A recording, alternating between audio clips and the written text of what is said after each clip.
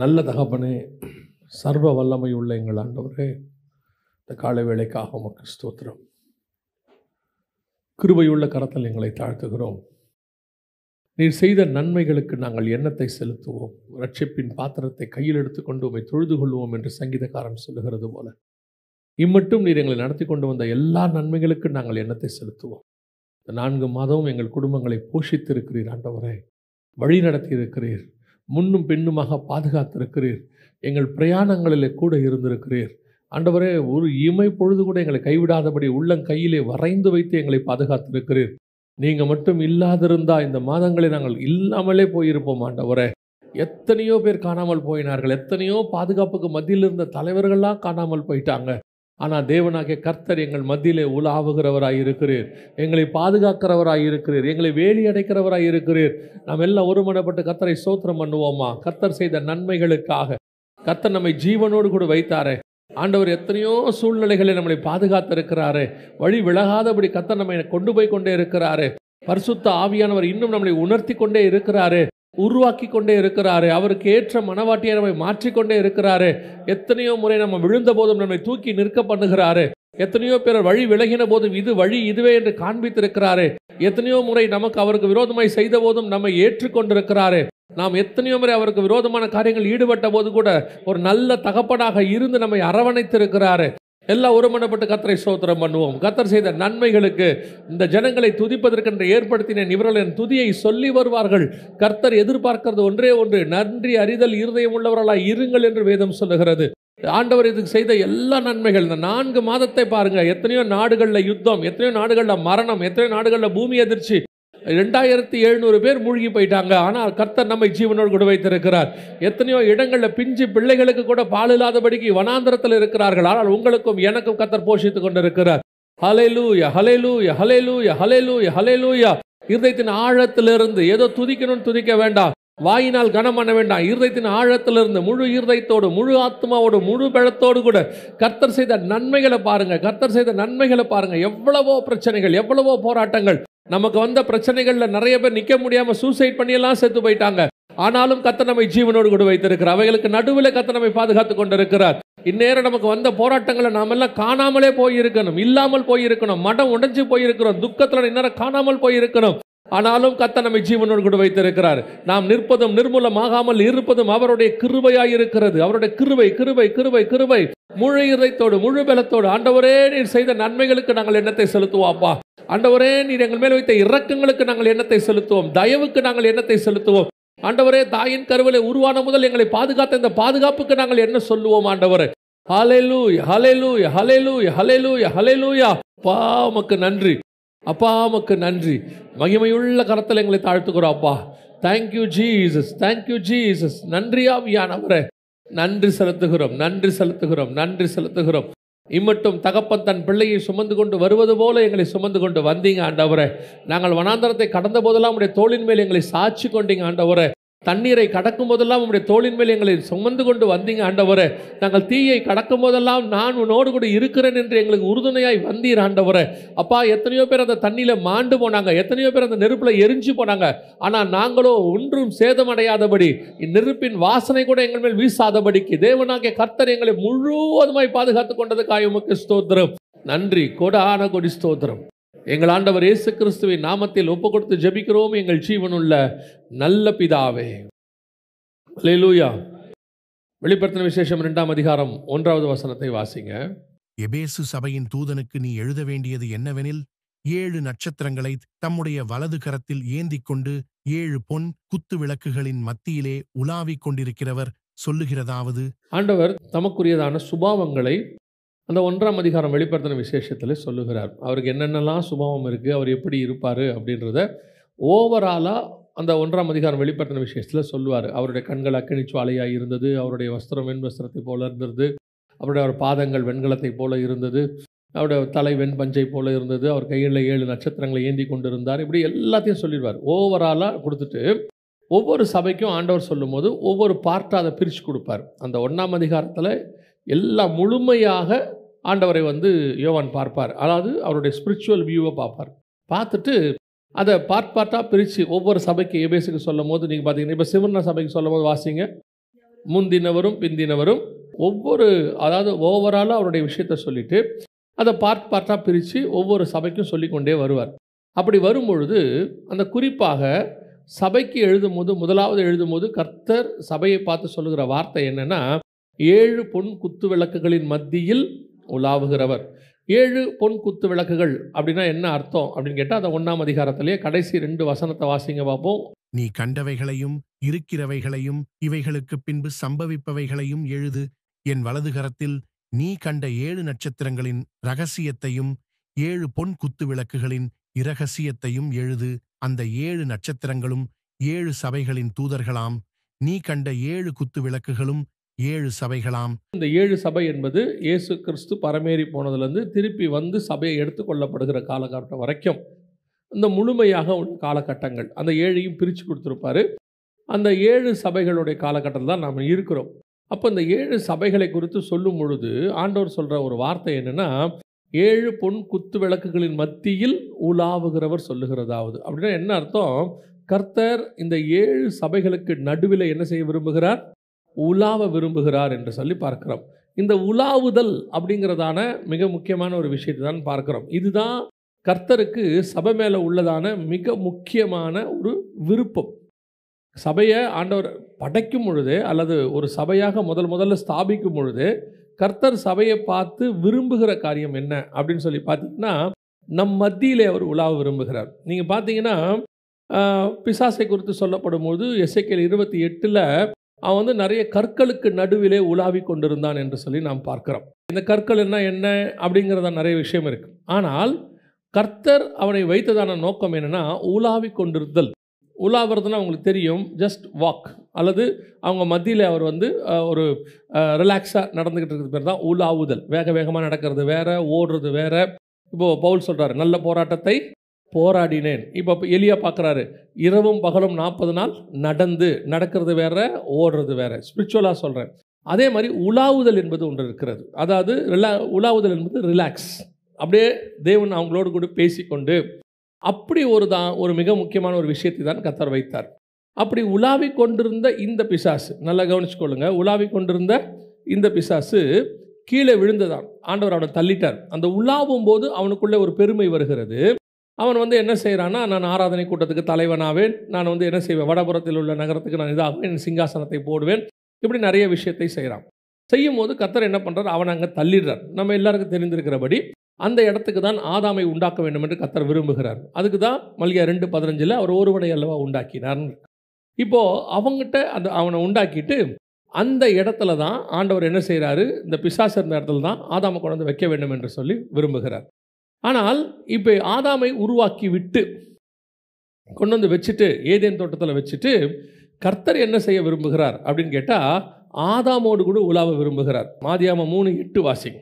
பகலின் குளிர்ச்சியான வேளையிலே தோட்டத்தில் உலாவுகிற தேவனாகிய கர்த்தருடைய சத்தத்தை, அப்போ தேவன் என்ன பண்ண விரும்பி இருக்கிறாருன்னு கேட்டிங்கன்னா, மனுஷனோடு கூட உலாவ விரும்புகிறார். இந்த தோட்டம் என்பது எதுக்கு அடையாளமாக இருக்குன்னா, பாரடைஸ்க்கு அடையாளமாக இருக்குது, பரதீசிக்கு அடையாளமாக இருக்குது. அந்த பரதீசியில் தேவன் உலாவுகிறவராக, ஏன்னா பரதீசியின் மத்தியில் இருக்கிற, வெளிப்படுத்தல் 2ஆம் அதிகாரம் 7ஆம் வசனத்தில் பரதீசியின் மத்தியில் இருக்கிற ஜீவ விருட்சம் அப்படிங்கிறார். அதே மாதிரி தோட்டத்தை பார்த்தீங்கன்னா, தோட்டத்தின் நடுவிலே ஒரு ஜீவ விருட்சம். அப்படி இருக்கும் பொழுது இந்த பரதீசி என்பது தோட்டத்துக்கு அடையாளமாக இருக்கிறது. அப்போ தோட்டத்தில் உலாவுகிற தேவன் பகலில் குளிர்ச்சியான வேளையில், அந்த குளிர்ச்சியான வேலை என்பதற்கும் ஒரு அர்த்தம் இருக்குது. இப்போ தேவனுடைய அந்த அந்த வர்ற டைம் இருக்கு இல்லையா, அதை பேஸ் பண்ணி தான் அவருடைய மனநிலை இருக்குன்னு பார்க்குறோம். உதாரணமாக சோதோமை அழிக்க வரும்போது பார்த்தீங்கன்னா, மம்ரேயின் சமபூமிக்கு வரும்போது பார்த்தீங்கன்னு சொன்னால், ஆபிரகாமை எப்போ பார்க்க வருவார்னா, பகலில் உஷ்ணமான வேளையில் அப்படின்னு இருக்கும். மம்ரேயின் சமபூமியிலே ஆபிரகாமை என்ன செஞ்சாரா? கர்த்தர் உஷ்ணமான வேளையிலே சந்திக்கும்படி வந்தார் அப்படின்னு. அப்போ உஷ்ணமான வேலைன்னா சூடு, கர்த்தர் கோபமாக இருக்கார். இதை யார் கரெக்டாக புரிஞ்சுப்பான்னு கேட்டிங்கன்னா, எலியா புரிஞ்சுப்பார். 1 ராஜாக்கள் 19 கர்த்தர் எலியாவை வெளியே வர சொல்வார் கெபியை விட்டு. ஆனால் எலியா வரமாட்டார். பார்த்தீங்கன்னா ஒவ்வொன்றா நடக்கும். முதலாவதாக பெருங்காற்று வீசும், கண்மலையை பிளக்கத்தக்கதான காற்று வீசும், அக்கினி வரும், பூமி எதிர்ச்சி வரும். அதில் திருப்பி ஒரு வார்த்தை சொல்லும், அதிலே கர்த்தர் இல்லை அப்படின்னு இருக்கும். அதோட அர்த்தம் என்னென்னா, கர்த்தர் அந்த மைண்டில் இல்லை, அழிக்கிற இடத்துல இல்லை அப்படின்னு அர்த்தம். அப்போ பகலில் குளிர்ச்சியான வேலைன்னா என்ன அர்த்தம்னா, கர்த்தர் கூலாக இருக்கார், உலாவுகிறதான தேவன். ஸோ காட் நம்மக்கிட்ட விரும்புகிற விஷயம் என்ன அப்படின்னு கேட்டிங்கன்னா, நம்மோடு கூட அவர் உலாவ விரும்புகிறார். ஏனோக்கு தேவனோடு கூட சஞ்சரித்து கொண்டிருந்தான் அப்படின்னு இருக்குது இல்லையா? அதே மாதிரி நீங்கள் வந்துட்டு 6ஆம் அதிகாரத்தில் வாசிக்கும் பொழுது, 5ஆம் அதிகாரம் 6ஆம் அதிகாரத்தில் வாசிக்கும் பொழுது நோவை குறித்து வேதம் சொல்லுகிறது, நோவா தேவனோடு கூட சஞ்சரித்து கொண்டிருந்தான். இந்த சஞ்சரித்து கொண்டிருந்தானுங்கிற வார்த்தைக்கு இங்கிலீஷில் என்ன இருக்குன்னு கேட்டிங்கன்னா, வாக்டு வித் த காட்னு இருக்குது. தேவனோடு கூட நடந்து கொண்டிருந்தான்.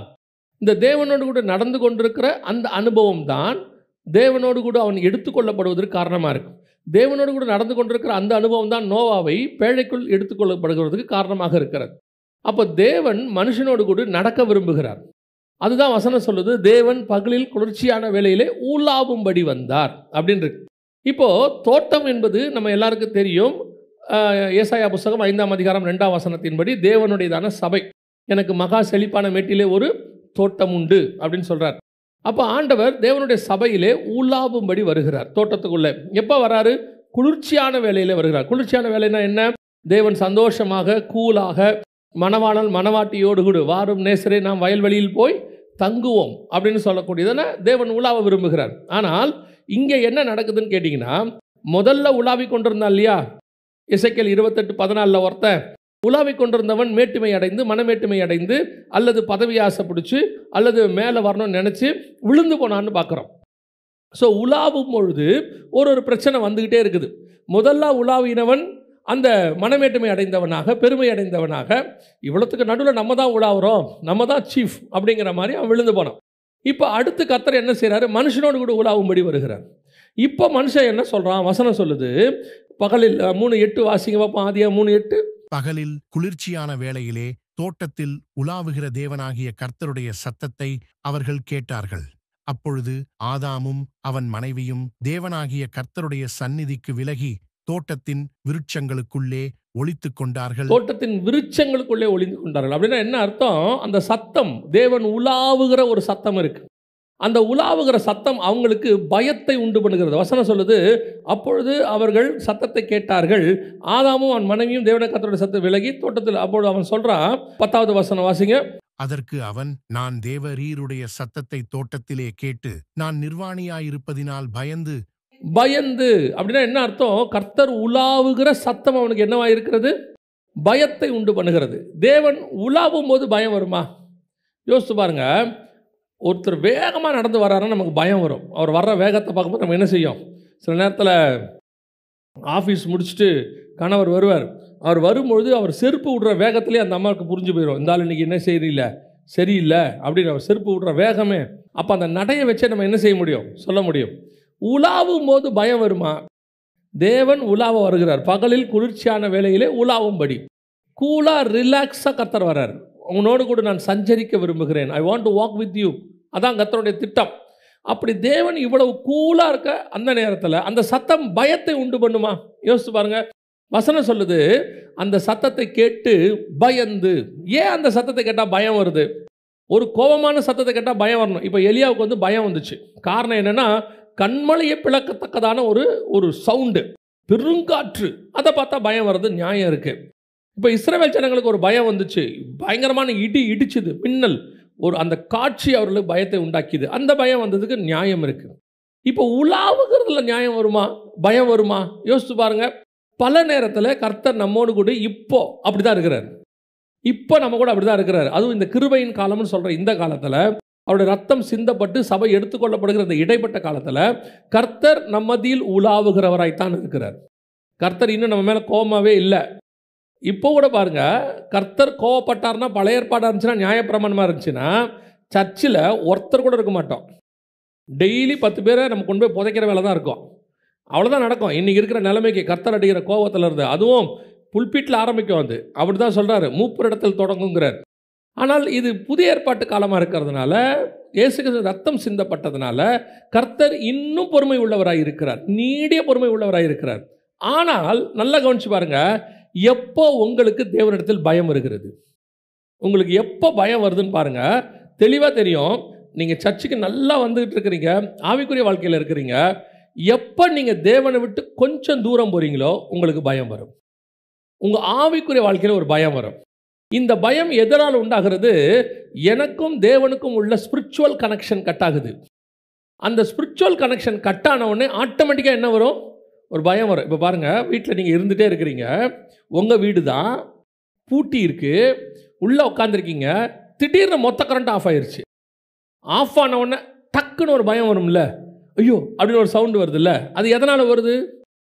நம்ம வீடு தான், பூட்டி தான் இருக்குது, அதில் எந்த மாற்று கருத்தும் இல்லை. ஆனால் அந்த இருட்டு வந்த உடனே ஒரு சின்ன பயம் வருதுல்ல. அதே மாதிரி தான் நாம் தேவனோடு கூட உலாவுகிறவர்கள் தான். தேவன் நம்மோடு கூட உலாவுக தான் இருக்கிறார். இப்போவும் தேவன் உலாவுகிறவர் தான், மாற்று கருத்தே கிடையாது. இன்னும் அமைதியாக இருக்கிறாரு, பொறுமையாக இருக்கிறாரு, அன்பாக இருக்கிறாரு. ஆனால் நமக்கு கர்த்தருடைய சத்தம் பயமாக இருக்கிறது.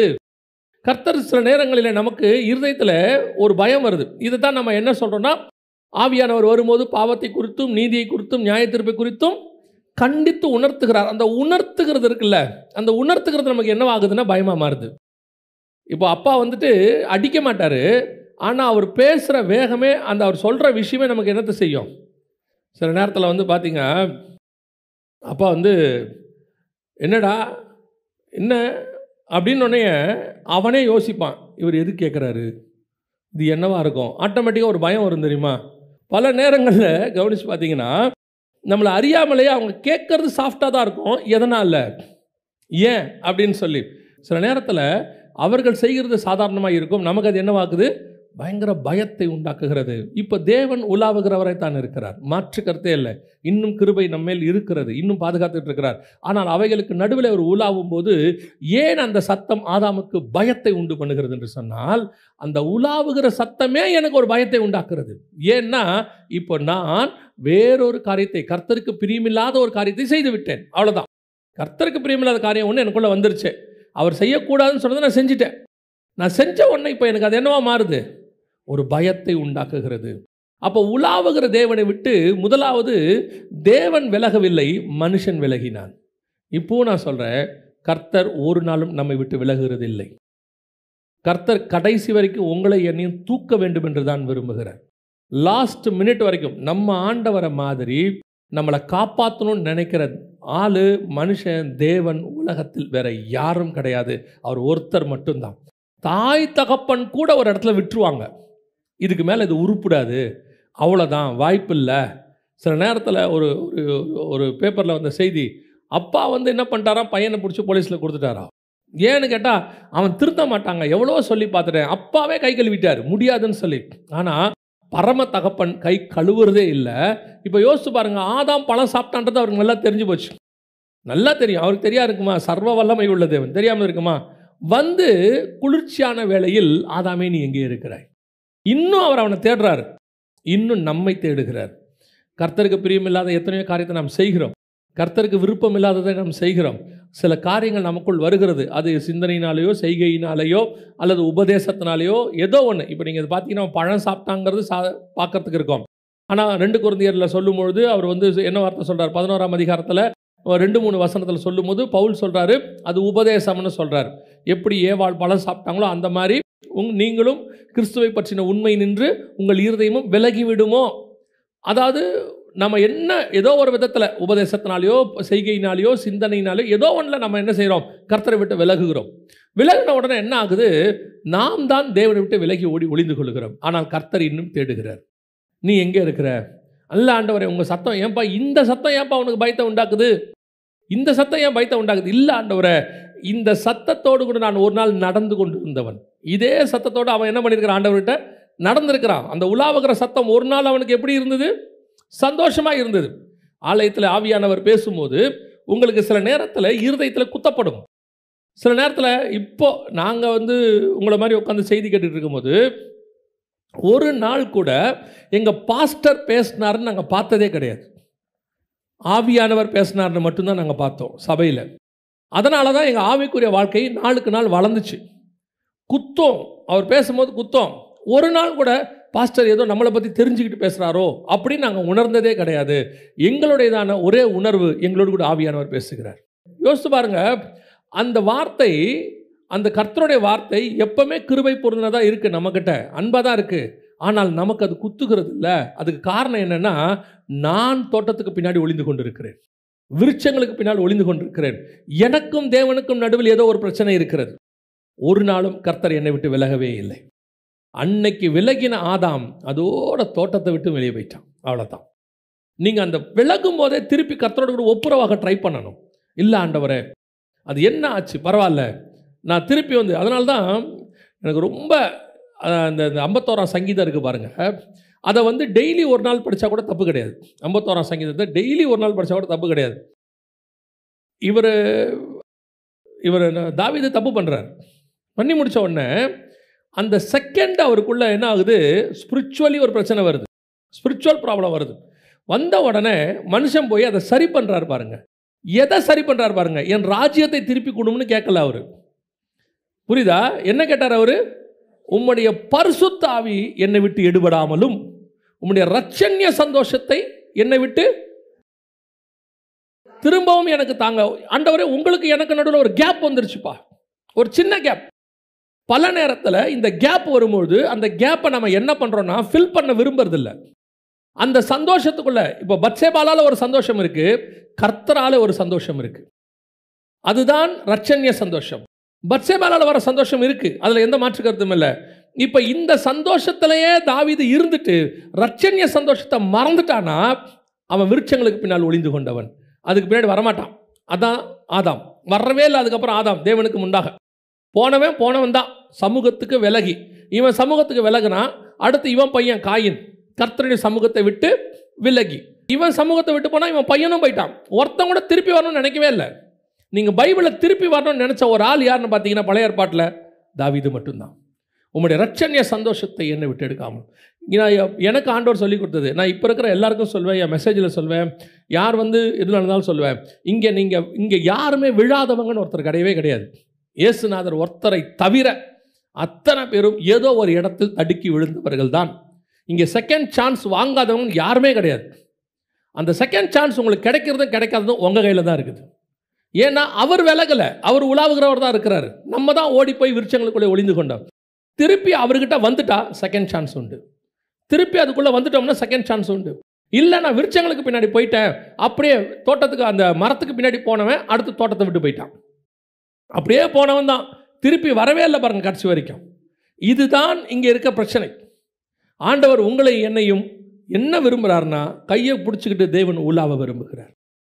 அன்னைக்கு ஓடி போனவன் தான் மனுஷன். அதுக்கப்புறம் கர்த்தர் என்ன செய்யலை, கர்த்தர்கிட்ட அவன் வரவே இல்லை. இப்படி முதலாவது தேவன் நம்மோடு கூட உலாவ வரும் பொழுது நாம் விலகி ஓடுகிறோம். ஆண்டவர் சரி பண்ண விரும்புகிறார், கூப்பிடுறார், வா ஆதாமே நீ எங்கே இருக்கிற. அதோட அர்த்தம், ஒருத்தனை கூப்பிட்றோன்னா என்ன அர்த்தம், திருப்பி வான்னு அர்த்தம். இப்போ ஆதாமே நீ எங்கே இருக்கிறன்னு அர்த்தம், வான்னு அர்த்தம். அதுக்கு பேர் எங்கே இருக்க, ஆண்டவர் கூப்பிட்றாரு.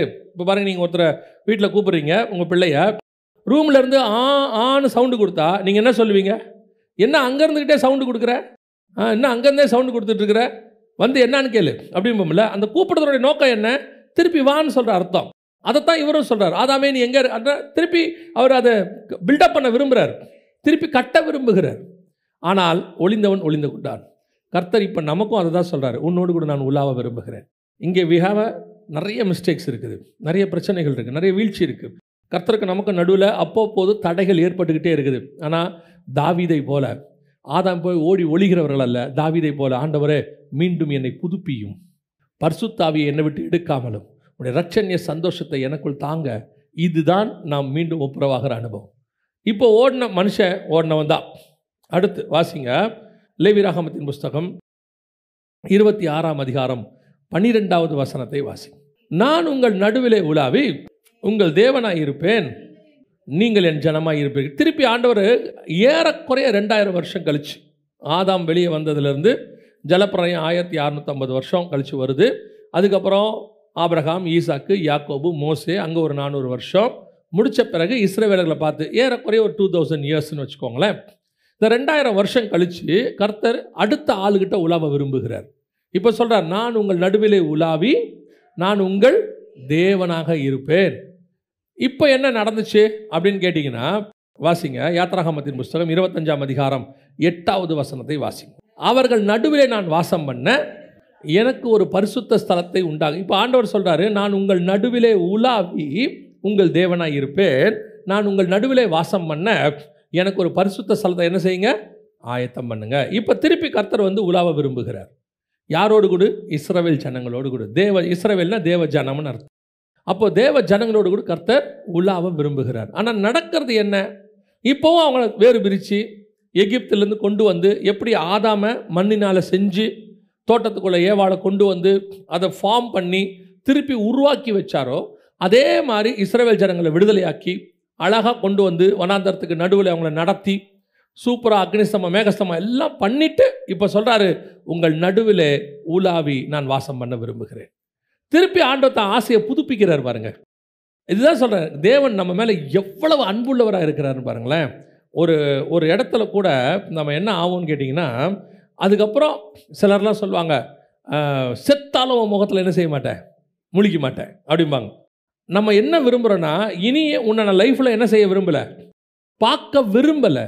உனக்கு எனக்கு நடுவில் சிலர்லாம் என்ன விரும்புகிறாங்க, இத்தோட இந்த கான்டாக்ட் கட் வேண்டாம், போதும், ஃபினிஷ் அப்படின்னு. தேவ சுபாவம் என்ன தெரியுமா? அந்த கான்டாக்டை கர்த்தர் கட் பண்ண விரும்பவே இல்லை, புதுப்பிக்க விரும்புகிறார். நமக்கும் தேவனுக்கும் உள்ள ஒரே டிஃபரன்ஸ், நாம் வேணாங்கிறோம், கர்த்தர் வேணுங்கிறார்.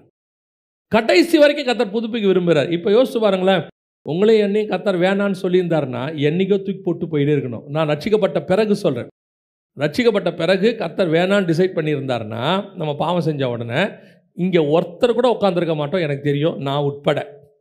நம்ம எல்லாரையும் கர்த்தர் புதுப்பிக்க விரும்புகிறார். திருப்பி வந்து என்ன செய்கிறாரு, உங்கள் நடுவிலே வாசம் பண்ண ஒரு பரிசுத்த ஸ்தலத்தை என்ன செய்வாயாக, உண்டாக்குவாயாக. ஸோ கர்த்தர் மீண்டுமாக இஸ்ரவேல் ஜனங்களை வாசம் பண்ண விரும்பினார். ஆனால் இவங்க என்ன பண்ணாங்க நம்ம எல்லாருக்கும் தெரியும். ஆனால் நீங்கள் இந்த வசனத்தை வாசிங்க, யாத்ராகமம் 33:7.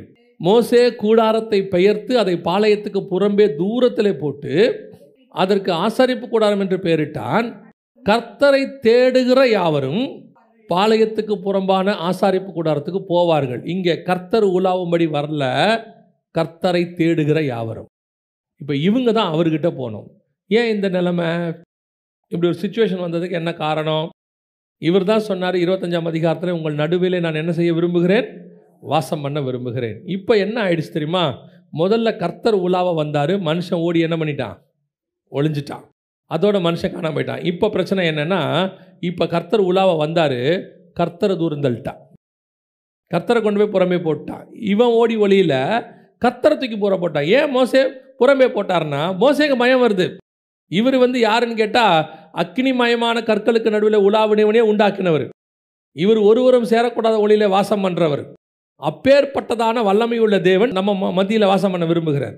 அப்படி இருக்கும் பொழுது இவங்க பண்ணுற சேட்டையை பார்க்குறாரு. இது நடந்தது எங்கே? 33ஆம் அதிகாரம் 7ஆம் வசனத்தில் அது நடக்குது. ஆனால் அதுக்கு முன்னாடி என்ன நடந்தது? 32ஆம் அதிகாரத்தில் கண்ணுக்குட்டி செஞ்சுட்டாங்க பாளையத்தில். அங்கே வந்து பண்டிகை கொண்டாடிட்டாங்க, கர்த்தருக்கு பண்டிகை. அங்கே நிர்வாணம் வந்து விட்டது. இங்கே தான் பிரச்சனையே. ஆதாம் அங்கே பழம் சாப்பிட்டோன்னே என்ன வந்தது? நிர்வாணம் வந்தது. இங்கே இவங்க கண்ணுக்குட்டிக்கு எல்லாம் செஞ்ச உடனே என்ன வந்துச்சு? நிர்வாணம் வந்தது. அங்கே வசனம் சொல்ல 32ல், ஜனங்கள் தங்கள் பகைவருக்குள்ளே அவமானப்படத்தக்கதாக ஆரோன் அவர்களை இங்கே ஆதாம் நிர்வாணமாகி ஒளிஞ்சிக்கிட்டான். இப்போ பிரச்சனை என்ன? இது ரெண்டாவது பிரச்சனை. தேவன் உலாவுகிறார், கூடாரம் இருக்கு, கர்த்தர் அங்கே வாசம் பண்ணுகிறார். இவங்ககிட்ட நிர்வாணம் வந்துருச்சு, ஆனால் ஆதாமுக்கு வந்த பயம் இவர்களுக்கு வரல. இது ரெண்டாவது ஸ்டேஜ். அங்கே நிர்வாணம் வந்தவொடனே ஆதாம் என்ன பண்ணிட்டான்? நிர்வாணியா இருப்பதினால் பயந்து ஓடி ஒளிஞ்சுக்கிட்டான். இங்கே பாளையத்துக்குள்ள நிர்வாணம் வந்துடுச்சு, ஆனால் உலாவுகிற தேவன் இன்னும் அங்கே தான் இருக்கிறார், வாசம் பண்றார். ஆனால் வசனம் சொல்லுது, அவர்களுக்கு அந்த நிர்வாணம் வந்ததுனாலே பயம் வரவில்லை. இப்போ சொல்றேன், நிர்வாணம் என்பதை ஸ்பிரிச்சுவலா எடுத்துக்கணும்.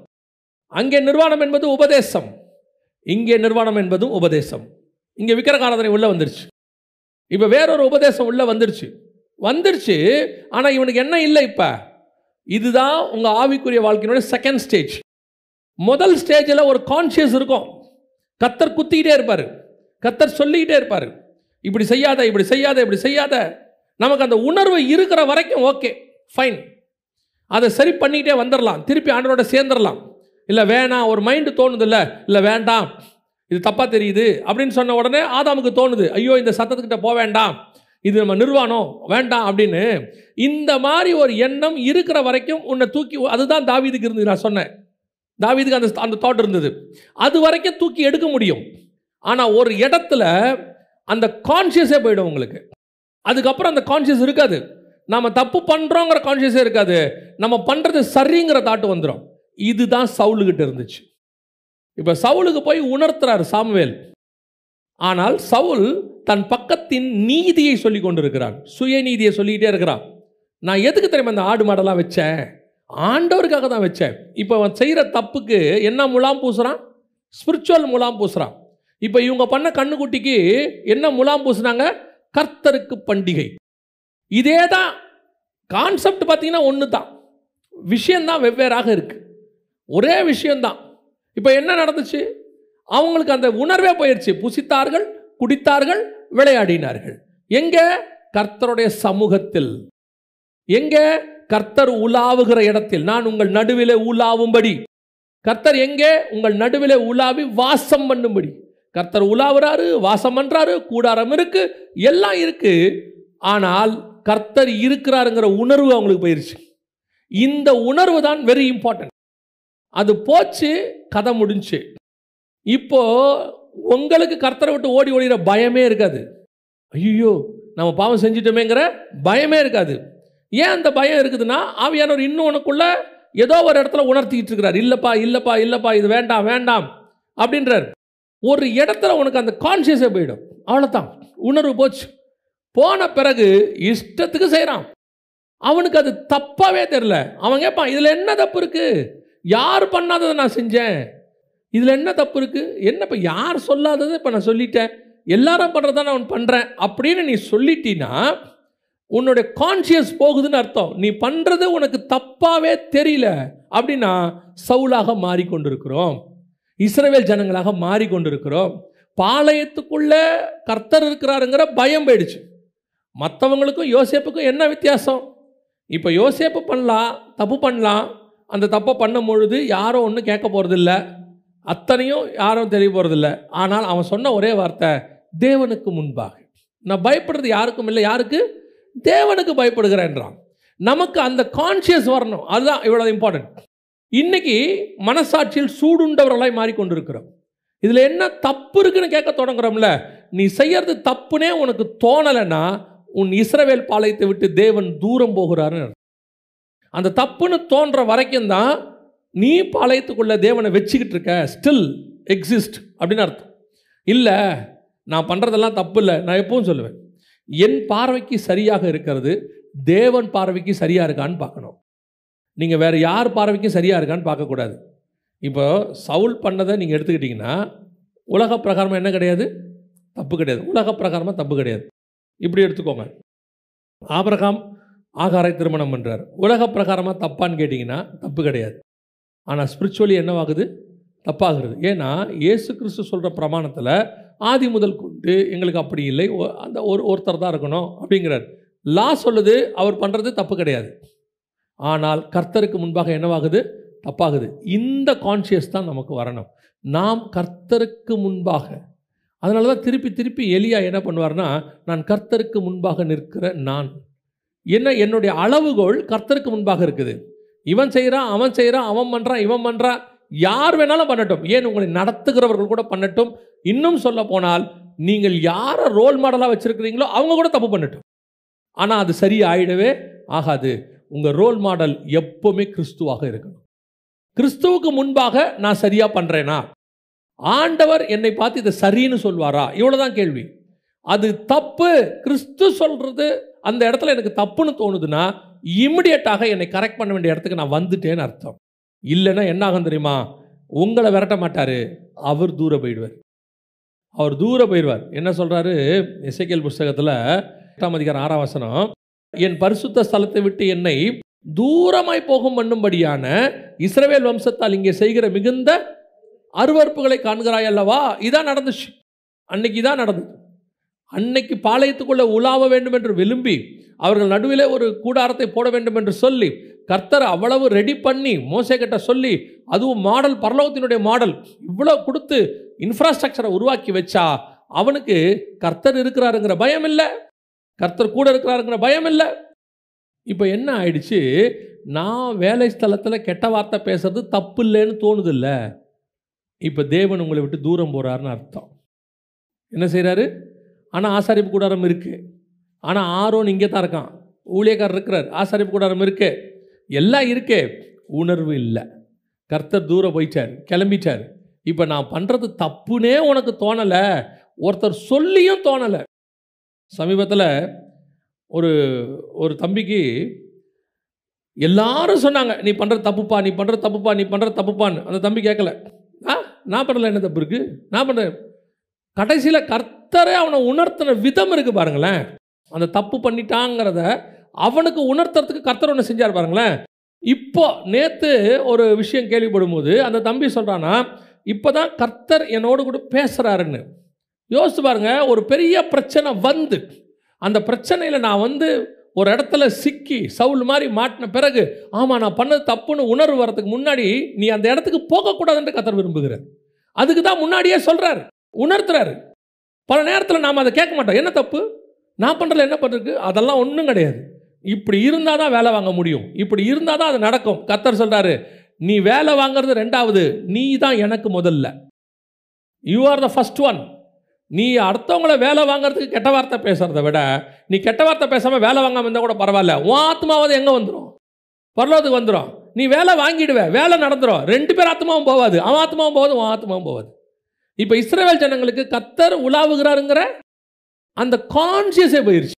அப்போ அதை கேட்குற வரைக்கும் எனக்கு என்ன இல்லை, கேட்கவே அந்த கான்சியஸே இல்லை, எனக்கு டோட்டலாக பிளாக் அவுட் ஆகிடுது. இதுதான் பாளையத்துக்குள் தேவன் இருந்தும் கர்த்தர் என் நடுவில் உலாவுகிறார் என்று சொல்லியும் நான் கர்த்தருக்கு பண்டிகை என்று கண்ணுக்குட்டியை வழிபட்டு கொண்டிருக்கிறேன். கர்த்தர் ரொம்ப தூரம் போயிடுவார். உண்மையிலே நல்லா ஜெபிக்கிறவனுக்கு கர்த்தர் தூரம் போயிட்டார்னா ஒரே செகண்டில் தெரியும் கர்த்தர் தூரம் போயிட்டார். அதை விட பெரிய பிரச்சனை என்னென்னா, திருப்பி அதை புதுப்பிக்கிற வேலை இருக்குல்ல, அது அதை விட கஷ்டம். ஏன்னா இவர் கோவப்படலை, இவர் ஒரு இடத்துல நின்றுக்கிட்டார் தூரமாக போய், சரிப்பா நான் ஓரமாக நின்றுக்கிறேன்பான்ட்டு. திருப்பி அவரோட சேர டிஸ்டன்ஸ் இருக்குல்ல, அந்த ஸ்பிரிச்சுவல் டிஸ்டன்ஸை குறைச்சி இவரோட வர்றது பயங்கர பெயின்ஃபுல் ப்ராசஸ். சோல்குள்ள, பாடியில் இல்லை, உங்கள் ஆத்மாக்குள்ள அவரை திருப்பி அதே ஆவியில் நிரம்பி அவர்கிட்ட திருப்பி ஒப்புரவாக்குறன்னு ஒரு வேலை இருக்குல்ல, அது உண்மையிலேயே வலி, பெரிய வலி. எப்படி ரெடி ஆகுது? ஏன் நான் அவரை கொண்டு போய் தூரம் போட்டேன். நான் இப்போ ஆண்டவர் சொல்கிறார், இல்லை உன் ப்ராசஸ் தப்பு, என்னையே கொண்டு போய் தூரம் போட்ட. இப்போ திருப்பி மீண்டும் தேவன் என்ன செய்ய விரும்புகிறார், உலாவ விரும்புகிறார். வாசிங்க, யோவான் எழுதின சுவிசேஷம் 10ஆம் அதிகாரம் 23வது வசனம் வாசிங்க. இயேசு தேவாலயத்தில் சாலமோன் மண்டபத்திலே உலாவி கொண்டிருந்தார். ஒவ்வொரு வார்த்தைக்கு பின்னாடி எவ்வளோ இம்பார்ட்டன்ஸ் இருக்குது பாருங்கள். இது சும்மா ஒரு சிங்கிள் வசனம் தான் இருக்கும். இயேசு சாலமோன் மண்டபத்தில் தேவாலயத்தில் உலாவி கொண்டிருந்தார். ஏன் உலாவிக்கிட்டு இருக்காருங்கிறத இந்த லிங்கோட பார்த்தா தான் உங்களுக்கு தெரியும். ஏன் அந்த இடத்துல ஒரு உலாவினார், ஏதோ ரிலாக்ஸாக நடந்திருக்கார் போல காலார அப்படின்னு நம்ம நினைக்கிறோம்ல. இப்போ நம்ம என்ன கேட்டால் சொல்லுவோம், அவர் வாக்கிங் போயிருக்கிறாரு, அவர் மேலே பால்கனியில் நடந்துக்கிட்டு இருக்கிறாரு, ட்ரெட்மில்ல நடக்கிறாரு இப்படின்னு சொல்கிறோம்ல. ஆனால் இயேசு நடக்கிறாருன்னா காரணம் இருக்குது. அதனால தான் நான் எப்பவும் சொல்லுவேன், இயேசு உட்காந்தா காரணம் இருக்குது, இயேசு திரும்பி பார்த்தா காரணம் இருக்குது, இயேசு நடந்தால் காரணம் இருக்குது. ஒவ்வொன்றுத்துக்கு பின்னாடியும் ஒரு திட்டம் இருக்கிறது. ஏன் இயேசு உலாவினார் தெரியுமா? இது கரெக்டாக அடுத்த 2000 வருஷம் கழிச்சு. இது இஸ்ரவேல்கிட்ட உலாவினார்ல, ஆதாம்கிட்ட உலாவினார்ல, ஆதாம்லேருந்து இஸ்ரவேல் பிரமாணம் 2000 வருஷம், வெளியே போச்சில்ல கூடாரம், அதுலேருந்து அடுத்த 2000வது வருஷம். இது கரெக்டாக 4000 வருஷம் முடியும் போது இயேசு எங்கே வந்துட்டார், உலாவும்படி உள்ளே வந்துட்டார். இப்போ மீண்டும் தேவன் எங்கே உலாவ விரும்புகிறார்? செருபாபேலின் ஆலயத்தில், 2வது ஆலயத்தில் உலாவ விரும்புகிறார். ஆனால் இங்கே என்ன நடந்துச்சு தெரியுமா? வாசிங்க, மத்தேயு எழுதின சுவிசேஷம் 21ஆம் அதிகாரம் 12வது வசனத்தை வாசிங்க. இயேசு தேவாலயத்தில் பிரவேசித்து ஆலயத்திலே விற்கிறவர்களும் கொள்ளுகிறவர்களுமாகிய யாவரையும் வெளியே துரத்தி காசுக்காரருடைய பலகைகளையும் புறா விற்கிறவர்களின் ஆசனங்களையும் கவிழ்த்து. இப்போ எவர் எங்கே இயேசு உலாவி கொண்டிருக்கிறாரோ அந்த இடம் என்னவா இருக்கிறது? கள்ளர் குகையாக மாறிடுச்சு. ஃபஸ்ட்டு நல்லா கவனிங்க, தோட்டத்தில் உலாவினார், மனுஷன் ஓடி ஒளிந்து கொண்டான். இஸ்ரவேல் பாளையத்தில் உலாவினார், தேவன் பாளையத்தை விட்டு வெளியே போயிட்டார். ஏன்னா அங்கே அக்கிரமம் நிர்வாணம் இருந்தது, இங்கேயும் என்ன இருக்குது? நிர்வாணம் இருக்குது. ஆனால் இப்போ இதில் இங்கே என்னவாயிடுச்சு? தோட்டம் அல்லது ஆலயம் என்னவா மாறிடுச்சு? கள்ளர் குகையாக மாறிடுச்சு. இப்போ என்ன பண்ணாராம் தெரியுமா? மத்திய 24:2 வாசிங்க. ஒரு கல்லின் மேல் ஒரு கல் இல்லாதபடி எல்லாம் இடிக்கப்பட்டு போகும் என்று அதோட அர்த்தம் என்ன தெரியுமா? இது வரைக்கும் தோட்டத்துக்குள்ளே பாவம் செஞ்ச உன்னை விரட்டிட்டேன், ஓடி ஒளிஞ்சிக்கிட்டேன். இஸ்ரவேல் பாளையத்துக்குள்ளே பாவம் நடந்துச்சு, என்ன ஓரமாக தள்ளிட்டீங்க. அது 2வது பார்ட். இந்த தடவை கர்த்தர் பொறுமையாக இருக்க போகிறது இல்லையா? கர்த்தர் சொல்கிறாரு, என்னுடையதான ஆலயத்தை நீங்கள் என்னவாய் மாற்றினீர்கள்? கல்லர் குகையை மாற்றினீர்கள். இனி ஒரு கல்லின் மேல் ஒரு கல் இல்லாதபடிக்கு இடிக்கப்பட்டு போகும். இப்போ யோசித்து பாருங்க, தேவனுக்கு உலாவறதுக்கு இடமே இருக்காது. தேவாலயத்தை இடிச்சாச்சுன்னா எங்கே உலாவுவார்? தோட்டம்னு ஒன்று இருந்துச்சு, உலாவினார், மனுஷன் ஓடி ஒளிஞ்சிட்டான், பூட்டிட்டார் தோட்டத்தை. இப்போ உலாவறதுக்கு இடம் இருக்குது அவருக்கு. 2வது, இஸ்ரவேல் பாளையம் இருக்குது, தேவன் உலாவினார், அவங்க தப்பு பண்ணாங்க, தூரத்துலையாவது இருந்துச்சு, ஜனங்கள் தேடி போனார்கள். இப்போ அவர் உலாவற இடத்துக்கு இவங்க போயிட்டாங்க. ஆனால் இப்போ சொல்லிட்டாரு, 3வது தடவை கர்த்தர் சொல்கிறார், செருபாபேல் ஆலயம் இருக்கு இல்லையா, இது கர்த்தர் உலாவின ஆலயம் இருக்குல்ல, இது சாலமோன் தேவாலயம் இல்லை, இது என்ன ஆலயம்? செருபாபேல் கட்டின ஆலயம். 2வது தேவாலயம் இருக்குல்ல, செருபாபேல் கட்டினது 2வது ஆலயம். அது எதுக்கு சமமான இருக்குன்னா, உங்களுக்கும் எனக்கும் சமானமாக இருக்கிறது. இதை நீங்கள் ஆகாய் புஸ்தகத்தை வச்சு படித்து பார்த்தா தான் உங்களுக்கு தெரியும். 2ஆம் அதிகாரம் ஆகாய் புஸ்தகத்தை வச்சு நீங்கள் படித்து பாருங்கள். 15வது வசனம் சொல்லும், ஒரு கல்லின் மேல் ஒரு கல் வைத்து கட்டப்பட்ட நாள் முதல் கொண்டு. அப்படிதானே இருக்குது. ஒரு கல்லின் மேல் ஒரு கல் வைத்து கட்ட. இது எந்த கல்லுன்னா நம்மளை வச்சு கட்டுறாரு, ஜீவக்கற்கள். சாலமோனுக்கு இப்படி சொல்ல மாட்டார். செருபாபேல் ஆலயம் புறஜாதியார் காலத்தில் கட்டப்பட்டது. அதாவது அவங்க அடிமைத்தனத்துக்குள்ளே இருக்கும்போது கர்த்தர் என்ன பண்ணுறாரு, செருபாபேல் ஆவியை ஏவுறாரு. இது கட்டுறதுக்கு கோரேசை கொண்டு வராரு. புறஜாதியார் காலத்தில் நடந்தது. ஸோ புறஜாதியார் காலத்தில் கட்டப்படுகிற ஆலயம்னு அர்த்தம். ஸோ 2nd தேவாலயம் புறஜாதியார் ஆலயத்துக்கு அடையாளம். இதைத்தான் கொரிந்தியரில் எழுதும்போது பவுல் சொல்கிறார். வாசிங்க, 2 கொரிந்தியர் 6ஆம் அதிகாரம் 16வது வசனம் வாசிங்க. தேவனுடைய ஆலயத்துக்கும் விக்கிரகங்களுக்கும் சம்பந்தமேது? நான் அவர்களுக்குள்ளே வாசம் பண்ணி அவர்களுக்குள்ளே உலாவி அவர்கள் தேவனாயிருப்பேன், அவர்கள் என் ஜனங்களாயிருப்பார்கள் என்று தேவன் சொன்னபடி நீங்கள் ஜீவனுள்ள தேவனுடைய ஆலயமாயிருக்கிறீர்களே. நீங்கள்னா யாரு? கொரிந்தியர், புறஜாதியார். நம்மை குறித்து சொல்லுகிறது, நீங்கள் தேவனுடைய ஆலயமாக இருக்கிறீர்கள் என்றும் தேவன் உங்களுக்குள்ளே வாசமாக இருப்பார் என்றும் அறியீர்களா? அப்படின்னா என்ன அர்த்தம்? இப்போ 2வது ஆலயம் செருபாபேல் ஆலயம், அதில் இயேசு உலாவி கொண்டிருந்தார். அந்த ஆலயம் உங்களுக்கு எனக்கும் சமானமாக இருக்கு. இந்த ஆலயம் இனி கல்லர் குகையாய் இருந்தால் இனிமே நாமளும் ஓடி ஒளிய முடியாது, அவரும் தூரத்தில் போக மாட்டார், உலாவறதுக்கான இடத்தையே தூக்கிடுவார். செருபாபேல் 2:15 சொல்கிறாரு, ஒரு கல்லின் மேல் ஒரு கல் வைத்து கட்டப்பட்ட முதல். மத்திய 24:2 சொல்கிறாரு, ஒரு கல்லின் மேல் ஒரு கல் இல்லாதபடிக்கு இடிக்கப்பட்டு போகும். God giving more chances. நிறைய வாய்ப்புகளை கர்த்தர் கொடுக்கிறார். இந்த வாய்ப்புகளை பயன்படுத்தி கொள்ளுகிற காலம் இது. இந்த காலம் முடிவடையும் போது, இந்த கிருபை முடிவடையும் போது, அதற்கு பிறகு நீங்கள் தேவன் உலாவதற்கு என்ன இருக்காது? ஆலயமே இருக்காது, இடமே இருக்காது. இப்போ அந்த இடம் முடிய போது. இது ஒரு எச்சரிப்பு நமக்கு. முதல்ல ஓடி ஒளிஞ்சோம், திருப்பி வர்றதுக்கு வாய்ப்பு இருக்குது. தாவீது மாதிரி திருப்பி வருவதுக்கு என்ன இருக்குது? வாய்ப்பு இருக்குது. 2வது, தேவன் போயிட்டார் தூர, இப்போ திருப்பி ஆலயத்துக்குள்ளே வந்துட்டார். ஸோ அவர் வருவதற்கு என்ன இருக்குது? வாய்ப்பு இருக்குது. போன மனுஷன் வருவதற்கும் வாய்ப்பு இருக்குது. தூரம் போன தேவன் நடுவில் வாசம் பண்ணுவதற்கும் வாய்ப்பு இருக்குது. ஆனால் இது 3வது முறை கர்த்தர் ஒரு எச்சரிப்பு கொடுக்கிறார். என்ன எச்சரிப்பு கொடுக்கிறாரு? உங்கள் நடுவிலே நான் வாசம் பண்ணுகிறேன், நான் உங்கள் நடுவில் தங்கி வாசம் பண்ண விரும்புகிறேன். ஆனால் இது கல்லர் குகையானால், என் வீடு கல்லர் குகையாக மாறுமானால், ஆலயம் இருக்கு, ஆசாரியன் இருக்கான், எல்லாம் இருக்கு, பிரமாணம் இருக்கு, எல்லாம் இருக்கு, ஆனால் சொல்லுகிறதை செய்கிறவர்கள் இல்லை. கர்த்தருக்கு விரோதமான காரியம். இது 3வது உலாவும்படி அவர் வந்தார். முதல்ல தோட்டம், 2வது இஸ்ரவேல், 3வது தேவாலயம். உலாவும்படி வந்தார். அந்த தேவன் தான் இப்போ 7 பொன் குத்து விளக்குகள் மத்தியிலே உலாவுகிறார். நீங்களும் நானும் அந்த ஆலயமாக இருக்கிறோம்.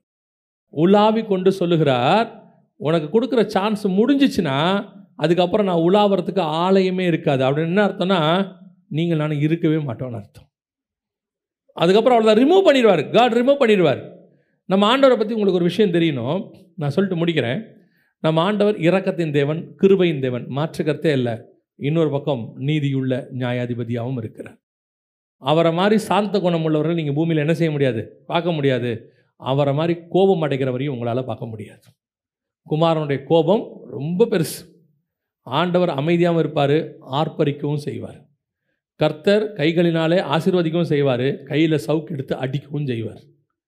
இப்போ கர்த்தர் நமக்கு ஒரு சான்ஸ் கொடுக்குறார். இப்போ உங்கள்கிட்ட நான் உலாவ விரும்புகிறேன், இன்னும் அந்த சான்ஸ் போகலை, அதான் ரொம்ப முக்கியம். இன்னும் அந்த சான்ஸ் போகலை, நான் அவங்க கூட வாச விரும்புகிறேன். ஆனால் அது ஒரு லிமிட் வரைக்கும் தான்.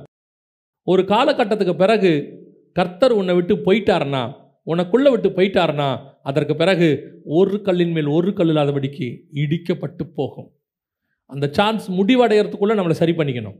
இப்போவும் சொல்கிறேன், கர்த்தர் நம்மோடு கூட உலாவி கொண்டு தான் இருக்கிறார். ஆவியானவர் இன்னும் பேசிக்கிட்டு தான் இருக்கார், ஆவியானவர் இன்னும் உணர்த்திக்கிட்டு தான் இருக்கிறார். ஆனால் ஒரு காலகட்டம் வரைக்கும் தான் அது போய்கிட்டே இருக்கும். ஒரு இடத்துல பவுலே சொல்லுவார் பாருங்க, அவனை நரகத்துக்கு தப்பிக்கும்படி நான் யார்கிட்ட பிடிச்சி கொடுக்குறேன்? சாத்தான்கிட்ட பிடிச்சி கொடுக்குறேன். ஏன் நரகத்துக்கு போகிறதுக்கு முக்கியமாக சாத்தான்கிட்ட அடி வாங்கிறது முக்கியமானா, உங்களை பொறுத்த வரைக்கும் நரகம் பெரிய விஷயமே தெரியாது. ஏன்னா இப்போ பூமியில் இருக்கிற வரைக்கும் சாத்தான்கிட்ட அடி வாங்கிறது நமக்கு பெருசாக தெரியும். சாத்தான்கிட்ட அடி வாங்கிறது பல வகை இருக்குது. அது அடி வாங்கிறதுனா அடி மட்டும் வாங்குறதில்ல, அவன் எப்படி வேணால் சோதிப்பான். யோபுவை தலை முதல் கால் வரைக்கும் சோதித்தான், அப்புறம் நண்பர்களை வச்சு சோதித்தான், அப்புறம் பிள்ளைகள் மரணத்தில் சோதித்தான், அதுக்கப்புறம் சொத்து கித்து எல்லாம் காண போய் தரித்திரத்தில் சோதித்தான். எப்படி வேணாலும் சோதிப்பான். கர்த்தர் உனக்கு கொடுக்குற எச்சரிப்பு என்னென்னா, உன்னை சரி பண்ணிக்கோ. உன் மத்தியில் நான் உலாவ விரும்புகிறேன், ஆனால் சரி பண்ணாத பட்சத்தில் உன்னை பிடிச்சி யார் கையிலையாவது கர்த்தர் கொடுப்பார். சரி பண்ணுறதுக்காக. ஏன்னா நீ சரி பண்ணலைன்னா நரகத்துக்கு போயிடுவேன். அப்போ நரகத்துக்கு போகாமல் உன்னை பாதுகாக்கிறதுக்கு என்ன செய்ய வேண்டியிருக்குது? யாருக்கிட்டையாவது பிடிச்சி கொடுக்க வேண்டியிருக்கு. அந்த பிடிச்சி இப்போவும் நான் சொல்வேன், நம்ம ஆண்டவருடைய சுபாவம் என்னென்னா, உங்களை என்னையும் கஷ்டப்படுத்தி பார்க்கணும்னு அவர் ஒரு நாளும் விரும்புகிறது இல்லை. யோசிச்சு பாருங்க, தாவீது கரெக்டான உடனே வசனம் சொல்லுது, அவனை சுற்றிலும் எல்லாவற்றையும் அமைதலாக்கி இருந்தார். அமைதலாக்கி இருந்தார், எல்லாம் பீஸ்ஃபுல். சாலமோன் தேவனை விட்டு தூரம் போன உடனே கர்த்தர் எதிரிகளை எழுப்பினார். நாலா பக்கமும் எழுப்புறார். ஒரு பக்கம் எகிப்திலிருந்து ஒன்று, இந்த பக்கம் ஒன்று, அந்த பக்கம் ஒன்று. சாலமோனுக்கு பேரே சமாதானத்தின் ராஜா. 40 வருஷம் தேசம் எப்படி இருக்குது? சமாதானமாக இருந்தது. சமாதானத்தின் தேவன் தான் உனக்கு சமாதானத்தை கொடுக்க தான் விரும்புகிறார். கர்த்தர் உன் மத்தியில் உலாவதான் விரும்புகிறார், உன்னை ஆசீர்வதிக்கத்தான் விரும்புகிறார். உன்னை கஷ்டப்படுத்த விரும்பவே இல்லை. ஏன்னு சொன்னால் நம்ம கஷ்டத்தை எல்லாம் அவர் ஏற்றுக்கொண்டார், அதில் மாற்று கருத்து இல்லை. சரி பண்ணாத பட்சத்தில் நரகத்துக்கு தப்பு வைக்கும்படி கர்த்தர் சொல்கிறாரு, உன்னை நரகத்துக்கு தப்பு வைக்கிறதுக்கு வேறு வழி இல்லை. எனக்கு யாருக்கிட்டையாவது என்ன செய்ய வேண்டியிருக்கு? பிடிச்சி கொடுக்க வேண்டியிருக்கு. இப்போ பிடிச்சி கொடுக்குறேன்னு ஆண்டவர் சொல்லலை, உனக்கு எச்சரிப்பு கொடுக்குறார், நமக்கு கொடுக்குறார் எச்சரிப்பு. We want to be ready. இப்போது சொல்கிறேன், நம்மக்கிட்ட நிறைய காரியங்கள், கர்த்தருக்கு பிரியமில்லாத காரியங்கள் நிறைய நம்மக்கிட்ட இருக்குது. Nobody is perfect. ஆனால் கர்த்தர் என்ன எதிர்பார்க்குறாருன்னா, எனக்கு ஆண்டவர் சொல்லி கொடுத்த சொல்கிறேன், சவுல் இருதயத்துக்கும் தாவீது இருதயத்துக்கும் ஒன்று தான் இருந்துச்சு. என்னென்னா, உணர்த்தும் போது எனக்கு வேணான்னு இருதயத்தின் ஆழத்துலேருந்து உண்மையாக சொல்லணும். வாயில் சொல்கிறது இல்லை. சில ஆட்கள் வாயில் சொல்லுவான், அது இல்லை. அவருக்கு தெரியும் இவன் வாயில்னு சொல்கிறானா இருதயத்தின் ஆழத்தில். உன் இருதயத்திலேருந்தே அது வேணான்னு தோணணும். இல்லை ஆண்டவரே, இது எனக்கு வேணாம், நீங்கள் உலாவுங்க. ஏன்னா கிறிஸ்துவுக்கும் பேலியாளுக்கும் இசைவேது. அப்போனா கிறிஸ்து உங்ககிட்ட உலாவுறாருன்னா பேலியாளின் சுபாவம் உனக்குள்ள. பேலியாள்னா பிசாசு, பேலியாளின் மக்கள்னா பிசாசின் மக்கள்னு பைபிள் சொல்லுது. அப்போ ஒன்று அது இல்லை இது. ரெண்டு நினைவுகளால் குந்தி குந்தி நடக்க ஒரு நாளும் கர்த்தர் விரும்பவில்லை. இது அல்ல அது. யூ கேன் டிசைட், அவ்வளோதான். கர்த்தர் அதான் உனக்கு கொடுக்குறார். இப்போ உன்னுடைய கர்த்தர் உலாவுகிறது உன் பாளையத்துக்குள் உலாவணும்னா அவர் உலாவுகிறதுக்கு ஏற்ற ஆலயமாய் நீங்கள் நான் இருக்கணும், அவ்வளோதான். அப்போ கர்த்தர் ஒரு காரியத்தை உணர்த்துறாரு, இல்லை இது வேணாம் அப்படின்னு உணர்த்தும் போது இமிடியேட்டாக நாம் கர்த்தர் உலாவுறதுக்கு இடம் கொடுக்கணும். ஒன்று குறைஞ்சபட்சம் ஆதாம் போலையாவது இருக்கணும். ஆண்டவரே எனக்கு பயமாக இருக்குது அப்படின்னா கர்த்தர் என்ன பண்ணுவார்? திருப்பி சேர்க்கறதுக்கு ஒரு வழி சொல்லுவார். அதுதான் தாவீது மாதிரி திருப்பி சேர்க்கறதுக்கு வழி சொல்லுவார். ஆனால் ரெண்டாவது இருக்கிறதுலே மோசமானது சவுல் மாதிரி. என்ன தப்பு? நான் பண்ணுறதுல என்ன தப்பு? நான் மாடை வச்சுக்கிட்டேன். அவன் கேட்குறான், சாமுவேல் தப்பாக சரியாங்கிறது இங்கே முக்கியமே இல்லை, கீழ்ப்படுதல் இருக்கா இல்லையாங்கிறது தான் முக்கியம். கர்த்தர் ஒரு காரியத்தை சொல்லும் போது உன் பார்வைக்கு சரி தப்பு என்பது வேறு, கர்த்தர் பார்வைக்கு சரி தப்பு என்பது வேறு. இல்லை நான் இஸ்ரவேல் ஜனங்க மாதிரி தேவனையும் வச்சுப்பேன், நான் இங்கே கண்ணுக்குட்டியும் வச்சுப்பேன்னா வசனம் சொல்லுது கிறிஸ்துவுக்கும் பேலியாளுக்கும் சம்பந்தமே. கண்ணுக்குட்டி இருக்கிற இடத்துல கர்த்தர் இருக்க மாட்டார், தூரம் போயிடுவார். ஒன்று கண்ணுக்குட்டி தூக்கு, இல்லையா கண்ணுக்குட்டி நான் வச்சுப்பேன். சில ஆட்கள் இருக்கான், டிவியும் இருக்கும் சினிமாவும் இருக்கும், நான் இருப்பேன், ஆண்டவரும் இருக்கணும். டிவி பார்க்கும்போது சினிமா பாட்டும் பார்த்துப்பேன், குடும்ப ஜெபத்தில் தேவனுடைய பாட்டையும் பாடிப்பேன். திஸ் அது ஒத்துக்க முடியாது. ஒன்று அதில் போனால் அதில். அதனால தான் ஆண்டவர் சொல்கிறார், ஒன்று அனலாயிரு, இல்லை குளிராயிரு. ரெண்டில் ஏதாவது ஒன்று இருந்தால் தான் உன்னை காப்பாற்ற முடியும். நல்லா சூடாக இருந்துச்சுன்னா உடம்பு ஜுரம் அடிக்குதுன்னு கூப்பிட்டு போகலாம். நல்லா குளிர்ச்சுன்னா ஐயோ ஏதோ வந்துருச்சுன்னு போட்டு கம்பளியை போட்டு மூடலாம். சில ஆட்கள் சொல்லுவாங்க உள்ளுக்குள்ளே ஒரு மாறு இருப்பான், தொட்டு பார்த்தா நமக்கு ஒன்றுமே தெரியாது. நமக்கு தெரியாது, நம்ம அவங்க ஏதோ பொய் சொல்கிறாங்கன்னு நினைப்போம். உள்ளுக்குள்ளே இருக்குது. அப்போ வெளியே அந்த சிம்டம்னு ஒன்று தெரியணும்ல, அதைத்தான் கர்த்தர் உங்கள்கிட்ட எதிர்பார்க்குறார். இன்றைக்கி கர்த்தர் உன்னை தூக்கி எடுக்க விரும்புகிறார். அதை விட முக்கியம், கர்த்தர் நம் மத்தியிலே உலாவ விரும்புகிறார். கர்த்தர் இன்னும் ஒரு சான்ஸ் நமக்கு கொடுக்குறார். எனக்கு கொடுக்குறார், நான் சொல்கிறேன், நமக்கு கொடுக்குறார். கர்த்தர் இன்னும் ஒரு சான்ஸ் கொடுக்குறார். நம் மத்தியில் கர்த்தர் மீண்டுமாக உலாவ விரும்புகிறார். அல்லேலூயா. எல்லாம் எழுந்திரிப்போமா தேவ சமூகத்தில். ஆபிரகாம் கம்யூனியன் எடுத்த பிறகு சொன்னான் சோதோம் ராஜாவை பார்த்து, ஒன்று கம்யூனியன் இல்லைன்னா சோதோம் ராஜாவுடைய ஆசீர்வாதம். எதில் கை வைக்க போகிறான்? இன்றைக்கி ஒரு தீர்மானம். ஆண்டவரே, இனி நீர் என்னுடைய பாளையத்தில் உலாவிக்கிட்டே இருக்கணும். ஆண்டவரே, நான் ஆதா மாதிரி ஓடி ஒளிகிற வாழ்க்கை வாழ வேண்டாம். இஸ்ரவேல் ஜனங்க மாதிரி மனசாட்சியில் சூடுண்டவர்களாக நான் மாற வேண்டாம். ஆண்டவரே, என்னுடைய இருதயம் கல்லர் கோகையாக இருக்க வேண்டாம். நான் உங்களோடு கூட சஞ்சரிக்க விரும்புகிறேன் ஆண்டவரே. உம்மோடு கூட நடக்க விரும்புகிறேன் ஆண்டவரே. ஒப்பு கொடுப்போமா தேவ சமூகத்தில். கர்த்தர் நம்மோடு கூட உலாவ விரும்புகிறார். உன்னோடு கூட பேச விரும்புகிறார், வெளிப்படுத்த விரும்புகிறார். உன்னை எடுத்து உன் தரிசனத்தில் பயன்படுத்த விரும்புகிறார். உனக்கு அவர் மேல் வைத்திருக்கிறதான திட்டம் பெரியது. உனக்கு வச்சிருக்கிற ஆசீர்வாதம் பெரியது. இனி கர்த்தர் உன்னோடு கூட பேசி கொண்டிருக்கிறார். நமக்கு கர்த்தர் வச்சிருக்கிற திட்டம் பெருசு. நீ இன்னும் தேவனுக்கு விட்டு தூரம் போயிட்டீனா, இல்லை தேவன் உன்னை விட்டு தூரம் போயிட்டார்னா, எப்படி உன் திட்டத்தை கர்த்தரால் நிறைவேற்ற முடியும்? ஒப்பு கொடுப்போமா தேவ சமூகத்தில். ஆவியானவர் நம்மோடு கூட இடைப்படுகிறார். ஆவியானவர் உன்னோடு கூட உலாவ விரும்புகிறார். நீ ஓடி ஒளியாத. இன்னைக்கு மீண்டும் வா. ஆண்டவர் கூப்பிடுறார் உன்னை. மீண்டும் வா. நான் உன்னை புதுப்பிக்க விரும்புகிறேன். புதிய வாழ்க்கை கொடுக்க விரும்புகிறேன். பழையவைகள் எல்லாம் ஒளிஞ்சு போட்டோம். ஒரு விசை இன்னும் உங்களுடைய ரத்தத்தால் அவர் கழுவ விரும்புகிறார். ஆண்டவர் ஒரு வாய்ப்பு கொடுக்கிறார். யூதாசை ஆண்டவர் விரட்ட விரும்பல, முதல்ல வாய்ப்பு கொடுக்க விரும்பினார். உங்களில் ஒருவன் என்னை காட்டி கொடுப்பான் என்று வாய்ப்பு கொடுக்க விரும்பினார். அந்த வாய்ப்பை அவன் உதாசீனம் பண்ணி தள்ளினான். அதுக்கப்புறம் தான் நீ செய்வதை துரிதமாய் செய்யின்னு சொன்னார். God wants to give you a chance. ஒப்பு கொடுப்போமா? மீண்டுமாக ஆவியானவர் நம்மோடு கூட உலாவ விரும்புகிறார். தேவனோடு கூட நான் சஞ்சரிக்க வேண்டும். அவரோடு கூட நான் நடக்க வேண்டும். மீண்டுமாக என்னுடைய ஆவியை நான் புதுப்பித்துக் கொள்ள வேண்டும். நிலவரமான ஆவி, ரட்சண்ய சந்தோஷம் எனக்குள்ளே மீண்டும் புதுப்பிக்கப்பட வேண்டும். இனி நான் அல்ல, இனி கிறிஸ்துவே என்னில் வாழுகிறார். இனி கிறிஸ்துவே என்னில் வாழுகிறார். ஒப்பு கொடுப்போமா? அப்படி ஒப்பு கொடுக்கிறவங்க எல்லாம் இன்னைக்கு உண்மையிலேயே கர்த்தர் என்னோடு கூட இடைப்பட்டார். என் ஆவி ஆத்மா சரீரத்தோடு கூட கர்த்தர் இடைப்பட்டார். என்னை கர்த்தர் வேறு விரிச்சிருக்கிறார். மீண்டுமாக கர்த்தர் என்னை புதுப்பிச்சிருக்கிறாரு. கர்த்தருடைய தெய்வீக மகிமை பிரசன்னம் இன்னும் ஒரு விஷயம் என்னை மூடுகிறது. கர்த்தர் எனக்கு வாய்ப்பு கொடுக்கிறான்ற நம்புறவங்க, விரும்புகிறவங்க, அதை பெற்றுக்கொண்டவங்க உங்கள் கரங்களை ஆண்டவருக்கு நேராக உயர்த்தி, ஆண்டவரே இன்னும் என்னை புதுப்பித்ததுக்காக நன்றி. இன்னும் ஒரு விஷயம் என்னை உயிர்ப்பித்ததுக்காக நன்றி. தேவ ஆவியானவர் எங்கள் மத்தியில் அசைவாடினதுக்காக நன்றி. இன்னும் ஒரு விஷயம் ஆவியானவர் எங்களை உருவாக்கினதுக்காக நன்றி. தேவ ஆவியானவருடைய மகிமையின் பிரசன்னம் உச்சம் தலை முதல் உள்ளம் கால் வரைக்கும் எல்லா இடங்களிலும் எங்களை மூடி ஆண்டவரே எங்களை புதுப்பிக்கிறதுக்காக, எங்கள் மாம்சமுடைய ஆவிக்குள்ளான கட்டுப்பாட்டுக்குள் வருவதற்காக, இனி எங்கள் மாம்ச கிரியைகள் எல்லாம் உம்முடைய கட்டுப்பாட்டுக்குள் வைக்கப்படுவதற்காக தேவ ஆவியானவரே இன்னைக்கு அசைவாடுகிறவர் வருகையின் முடிவு பரியந்தம் அசைவாடத்தக்கதாக. ஏதோ ஆண்டவரே ஏறி ஏறி இறங்குகிற வாழ்க்கை அல்ல, விழுந்து விழுந்து எழுந்திருக்கிற வாழ்க்கை அல்ல. இன்னிலிருந்து எங்கள் வாழ்க்கை வெறும் ஏறுமுகமாக கர்த்தரை நோக்கி போகிற விதமாக, ஆண்டவரே ஏணிகளிலே ஏறுகிற விதமாக, மலையின் உச்சிக்கு போய் மேகத்துக்குள்ளே கலக்கிற விதமாக, ஆவிக்குள்ளாக என் தலைமையரை பிடித்து வானத்துக்கு பூமிக்கு நேராக என்னை கொண்டு போனார் என்று சொல்லப்படுகிற அந்த ஆவிக்குரிய வாழ்க்கை வாழத்தக்கதாக தேவ ஆவியானவர் இன்னும் ஒரு விஷயங்களை மூடுவீராக, அசைவாட்டுவீராக. எங்களுக்கு விரோதமாய் உருவாக்கப்படுகிற எல்லா ஆயுதங்களும் வாய்க்காதே போவதாக, எங்களை இடர பண்ணுகிற காரியங்கள் எல்லாம் நிர்மூலமாவதாக. ஓ ஹalleluya, ஹalleluya, ஹalleluya. தேவ சமூகத்தில் ஒப்பு கொடுத்து, கரங்களை உயர்த்தி ஒப்பு கொடுத்து, தேவனிடத்திலிருந்து ஒரு வல்லமை, தேவனிடத்திலிருந்து ஒரு புதுப்பிக்கிற வல்லமை, ஒரு புதுப்பிக்கிற ஆவியானவர், இன்னும் ஒரு விஷயம் புதுப்பிக்கிற ஆவியானவர்.